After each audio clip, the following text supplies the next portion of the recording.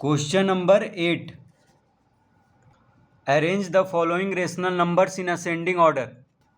Question number 8 का first, 4/-9 -5/12, 7/-18 -2/3। तो 4/-9 को लिख लेंगे -4/9 -5/12, 7/-18 को लिखेंगे -7/18 और -2/3। यानी डिनोमिनेटर के साथ जो माइनस का साइन है उसको न्यूमरेटर के साथ कर लेंगे, क्योंकि डिनोमिनेटर का एलसीएम लेना है।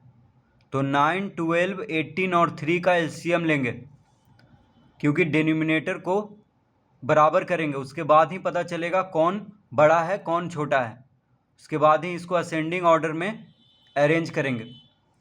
तो डिनोमिनेटर का एलसीएम लेंगे, तो लिखेंगे एलसीएम ऑफ 9, 12, 18 और 3 इक्वल टू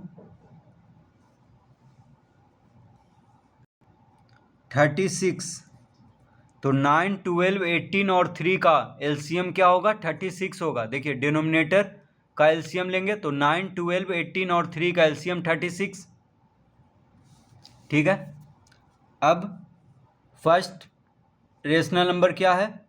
-4/9। तो यहाँ पे लिखेंगे -4/9 इक्वल टू -4/9 इंटू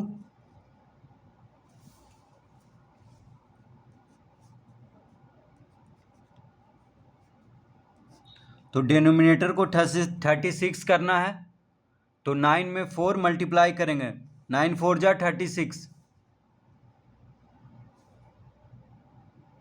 9 4 जा 36। ठीक है, 9 में 4 मल्टीप्लाई करेंगे तो 36 आ जाएगा। तो जब डिनोमिनेटर में 4 मल्टीप्लाई किए हैं तो न्यूमरेटर में भी 4 मल्टीप्लाई करेंगे, तो -4 इंटू 4 इक्वल टू -16। तो -4/9 हो गया -16/36। अब सेकेंड रेशनल नंबर है -5/12, -5/12 इक्वल टू -5/12 इंटू, यहाँ पे भी डिनोमिनेटर को 36 करना है, तो 12 में 3 मल्टीप्लाई करेंगे। तो जब डिनोमिनेटर में 3 मल्टीप्लाई किए हैं तो न्यूमरेटर में भी 3 मल्टीप्लाई करेंगे, तो 5 3 जा 15 और माइनस यानी -15। तो -5/12 हो गया -15/36। थर्ड रेशनल नंबर है -7/18,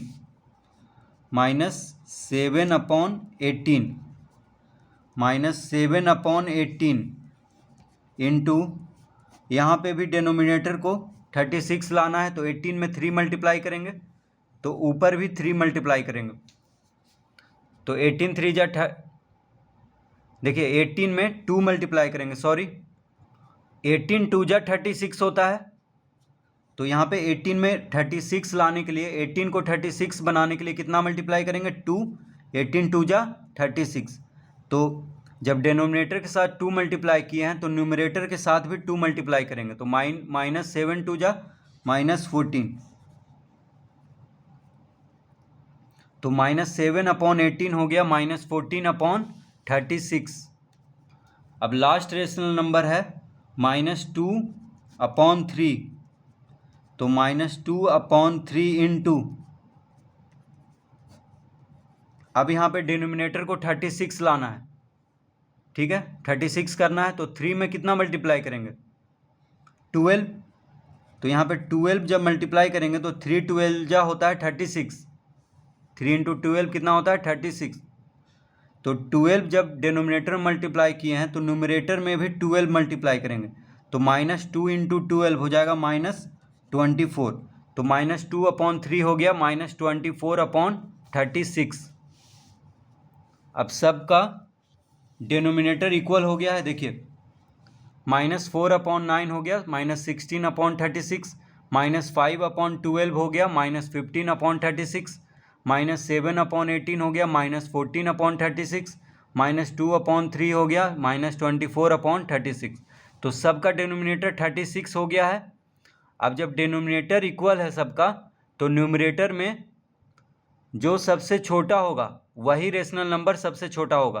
तो देखिए न्यूमरेटर में सबसे छोटा कौन है यहाँ पे, -16, -15, -14, -24। तो -24 सबसे छोटा है न्यूमरेटर में, क्योंकि डिनोमिनेटर तो सबका बराबर है। तो न्यूमरेटर में सबसे जो छोटा होगा वही रेशनल नंबर सबसे छोटा होता है। तो -24 यहाँ पे सबसे छोटा है, इसका मतलब -2/3 सबसे छोटा है। तो लिखेंगे अतः हेंस -2/3 सबसे छोटा होगा, इससे बड़ा। अब इससे थोड़ा सा बड़ा कौन होगा, क्योंकि असेंडिंग ऑर्डर में अरेंज करना है। असेंडिंग ऑर्डर मतलब छोटा से बड़ा, ठीक है, यानी बढ़ते क्रम। तो -2/3 सबसे छोटा होगा, इससे थोड़ा सा बड़ा अब यहाँ पे ढूंढना है। तो इससे थोड़ा सा बड़ा, अब देखिए -24 से थोड़ा सा बड़ा यहाँ पे कौन है, -16, -15, -14। -16 छोटा है, तो -24 सबसे छोटा है, उससे थोड़ा सा बड़ा यहाँ पे -16 हो जाएगा। देखिए -16, -15 और -14 में -16 सबसे छोटा है ये तीनों में, क्योंकि इसको तो हम लिख चुके हैं -24/36 को। तो इन तीनों में सबसे छोटा हो गया -16, यानी -16 कौन है, -4/9। तो -4/9 किसको हम लिखे थे, 4/-9 को। तो 4/-9 अब लिखेंगे यहाँ पे क्या लिखेंगे, 4/-9, यानी -2/3 से थोड़ा सा बड़ा हो गया 4/-9। -2/3 से बड़ा कौन हो गया, 4/-9। अब 4/-9 से बड़ा कौन होगा, इसको अब ढूंढेंगे।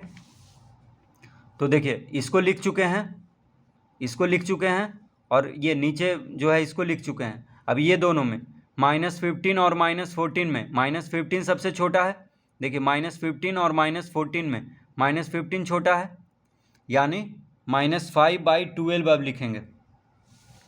यहाँ पे क्या लिखेंगे, -5/12।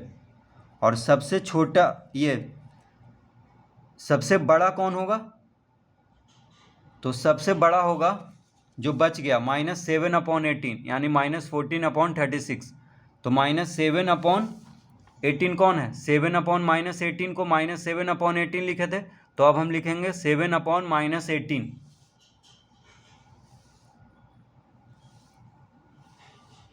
तो यहाँ पे हम लिखेंगे 7/-18, ये सबसे बड़ा है। तो इस तरह इसको असेंडिंग ऑर्डर में अरेंज कर देंगे।